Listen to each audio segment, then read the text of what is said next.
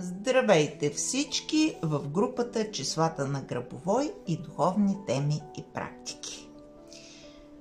От вече познатия ви ритуал за връзването на конците ми хрумна идеята да направя един нов ритуал, който пак е заимстван и е с възли, който го правя всяка сутрин, когато започвам деня. Вземам си връвчица и наричам. Връзвам всички зли сили, които пречат на великите сили да ми помогнат днес да преживея един великолепен ден. И връзваме по най-елементарния начин.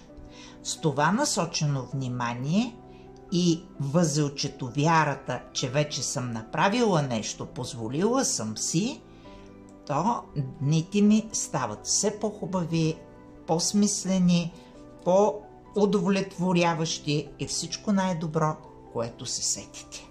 Това ми е втора връзчица.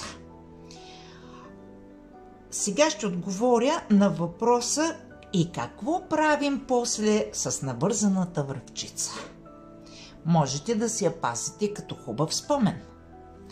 Можете да я изгорите, да я заровите, да я хвърлите или всичко, което се сетите. Защото това е просто поредната патерица, за да създадем прекрасния живот, който искаме. Чакам да се похвалите.